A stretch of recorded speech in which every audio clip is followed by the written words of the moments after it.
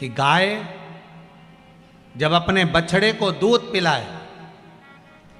और बछड़े के मुख पर जो फेन आए, उस फेन को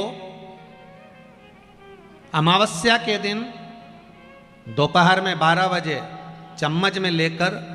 जो बच्चा चिड़चिड़ करता हो या पढ़ाई में मन नहीं लगता हो या दिमाग थोड़ा सा कमजोर हो, डॉक्टर के इसका विवेक काम नहीं कर रहा, बुद्धि काम नहीं कर रही है, उस बच्चे को 2 या 3 अमावस्या गाय जब बछड़े को दूध पिलाए, बछड़े के मुंह पर जो फेन आता है वो फेन उस बच्चे को पिला दिया जाए तो बच्चा विद्वान होता है, उसका विवेक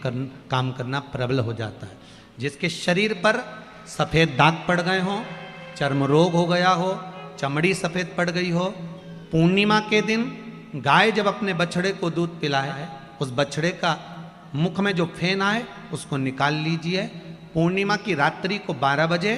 शरीर में जहाँ जहाँ पर सफ़ेद दाग पड़ गए हों, चमड़ी सफ़ेद हो गई हो, उस जगह पर लगा लीजिए। चंद्रमा की रोशनी में कम से कम आधा घंटा बैठ जाइए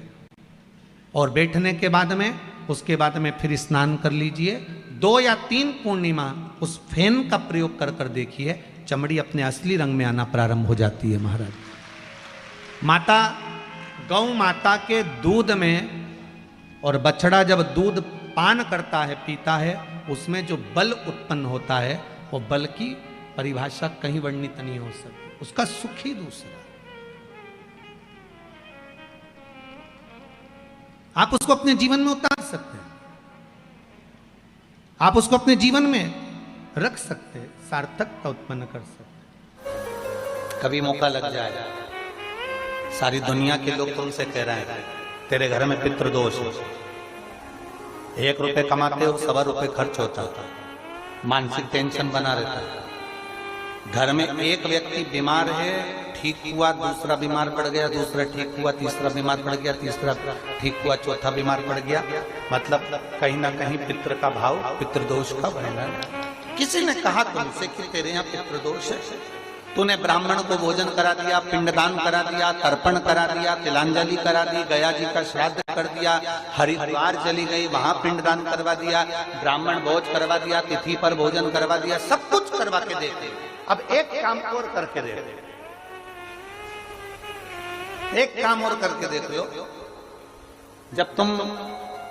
घर में भगवान शंकर की आरती, तुम्हारे घर में शंकर जी का शिवलिंग है, भले काय का भी हो, छोटा सा, भले सियोर का कंकर शंकर हो, नर्मदा का कंकर हो, चाहे शंकर पारक के हो, पीतल के हो, स्टील के हो, लकड़ी के हो, जिसके भी हो, लोहे के हो, पाषाण के हो, जिसके भी हो, शंकर का शिवलिंग अगर हमारे घर में है और आप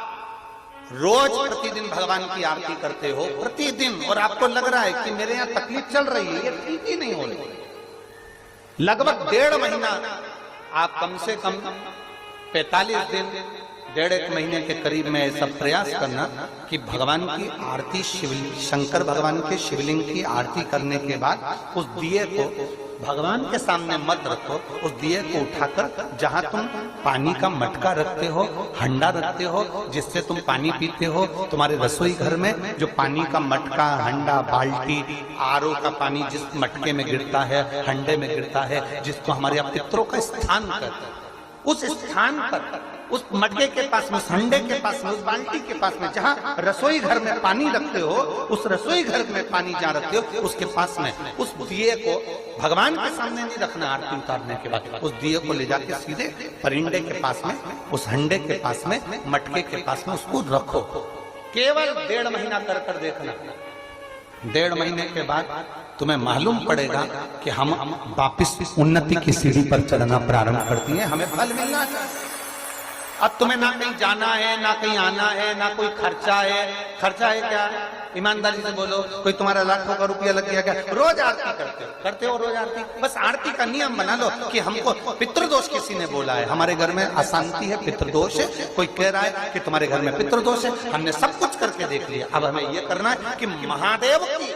आरती जब होती है तो उसकी ज्योत का दर्शन करने पर 1000 कपिला गाय के दान का पुण्य मिलता है। तो ये पुण्य हम हमारे पितरों को देते हैं, जिससे उनकी मुक्ति हो जाए और हमें आशीर्वाद प्राप्त। उस दिए को नीचे नहीं रखना, आरती उतारने के बाद आरती पूरी हो जाए तब उस दिए को ले जाकर,